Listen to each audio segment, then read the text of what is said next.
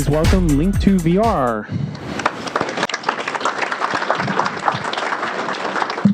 All right, so first of all, good evening, everybody. All right, we can do better than that. I'm eating up time on this. Good evening, everybody. All right, that's better. Okay, my name is Edward Zemba. I am CEO and president of LinkToVR. And I would like to welcome everybody here tonight to the future. Because the future is all about 360 media. It's about the concept to be able to wrap videos and photography all around us and be able to interact in a way we've never been able to interact before. Except actually we should call that VR, right? Virtual reality, because it's really virtual reality where you can walk into a world and interact in a way, again, that's never been possible. Unless, of course, you think about AR, because AR actually is different because you don't step on the dog or trip over the cat. You can actually see the AR in real life. Unless, wait a minute, actually, we're going to go with MR, because MR is mixed reality. Mixed reality is where you actually interact with AR. Of course, you may have heard tonight referenced XR. XR is where you bring them all together into one big group called extended reality. Of course, the industry has decided that we don't like extended reality. We're going to call it reality computing, unless, of course, it's Magic Leap who has decided on spatial computing. Now, what does all of this mean? What all of this means is that we have a $95 billion wave of digital disruption headed this way. Hence the reason LinkToVR now exists. So in this little photograph here, this is LinkToVR. We are the surfboard for the companies, the industries, the organizations that are trying to surf this wave. As you can imagine, it's a little overwhelming to try to get your head around it. You aren't the only ones. CEOs all over the world right now are trying to figure out which end is up. So LinkToVR is a virtual and augmented reality business solutions company. So we bring reality computing to the world of business, education, and medical. We help organizations implement growth-based solutions using the VR/AR platform. And we look for businesses and organizations who are ready to leverage the disruptive technology of VR and AR today. And that usually includes CEOs that look something like this. Wow, this is incredible. And then you have to explain to them, turn around and look behind you. Because it is incredible what this technology has brought to all of us. For three core services for LinkToVR, we have consulting, system integration, software and experience development. So consulting is our education arm where we help out with deep dive presentations for leadership teams, platform programs, and VR and AR corporate events. Basically bringing everybody up to speed in the technology. System integration is basically we install VR systems with actual companies in their companies and then help them figure out how to maximize and optimize program opportunities like VR teleconferencing, content curation, and things like that.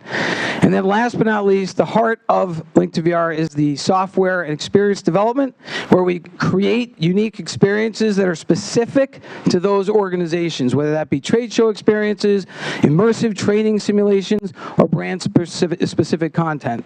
These are some of the companies and organizations that we've worked with, ranging from Oxford to MGM to much smaller organizations. And my favorite are our shy Fortune 100 and 500 companies. Because believe it or not, there's a whole bunch of organizations out there investing in this technology that don't, for whatever reason, want to share about it yet. So why are we so passionate about VR and AR? Well, these are pretty charts that we like. If you haven't seen these before, they're projecting it to be a $96 billion industry by 2025. We don't know what this chart actually says, but we like the picture. And ultimately, when we were taking a trip out to VRLA, we had an experience that I will never forget when I had a woman look me square in the eye and she said, "You're from Massachusetts? Really? Here in LA? You know what? You guys typically take 2 to 3 years to even acknowledge a new technology exists. Never mind put it to use."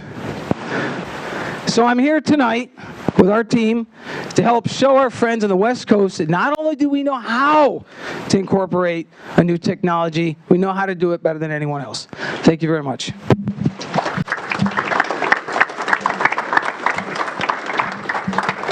And now we are going to open it up for questions. Yes, sir. Could you explain in a little more detail how content curation applies to VR, AR stuff. So content curation is huge. One of the things that he was asking about content curation and how that applies. So think of it like this. People that go into VR for the first time, it's as if they go to see one movie and determine that that's what the theatrical experience is all about. They literally watch one movie and they go, oh, I get it. Okay, this is what a theater's like. You put them in one horror experience, that's all they're going to remember. You put them into one business experience, oh, this is just business applications. It's hard for people to get their head around how big a shift in technology this really is. So a big part of it for us, sir, is to help identify what are those specific experiences that are going to open up their mind and help them see the true potential within the industry that they might be in. Yes, ma'am. Can you explain a little bit more about what VR teleconferencing is? VR teleconference is one of the coolest things I've ever done. For those who haven't had a chance in VR yet, one of the things they talk about is the first time in civilization that we've been able to separate our feeling of presence from our human body. Okay? Now, I experienced that the first time myself when I went into VR and I had my first networking experience. As a gentleman that was talking about networking, all those things that you do in real life with networking actually apply if you're doing it in VR, just for the record. So we were in VR and I was talking to a gentleman about a room that he had built. There was about 50 of us in the room just talking. And all of a sudden, out of nowhere, I felt my leg get tucked. And I pop up the VR and I look down. It's my 12-year-old son going, Dad, are we going to eat dinner or what? And I literally felt like I went from one reality to a whole new one. And of course, what I was really worried about was the reality I was going to deal with my wife in about 10 minutes. But the bottom line was that it really I had a sense of presence separation. And the bottom line is that I was able to teleconference, meaning have a conversation with somebody that was in Australia, even though it felt like I was in my room doing it. And wait until we take that technology and apply it to standing in our living room shopping with our friends. It's going to change everything, and it is changing everything. Yes, sir. Were you in Altspace? Was I in Altspace? Yes. We have spent time in Altspace. That particular experience was VR chat. So that was VR chat. But yes, there's actually multiple platforms, believe it or not. Multiple platforms already. Choose your avatar. What were you? How did I choose my avatar? You can have a lot of fun with the avatars, guys. You could be having a business meeting and a giraffe will show up next to you in like 5 minutes. You're like, what the? But it is, and I'm not kidding, it's that crazy. But I ended up going old school. Of course, my son was a robot, and he was walking around as a robot that he had designed. So it was a very cool robot. But I was your typical businessman with a jacket. But I did have jeans on that night. Any other ones? I got 13 seconds. Go. What is it going to take to drive the mainstream recognition of high-end VR? Does that make people realize there's more than just this mobile VR? So what's more than the mobile VR? They're getting the time. Like that, right there, time. 10 years, all in. Yeah. We're about year and a half into that 10-year. Yeah. Thank you very much. Thank you.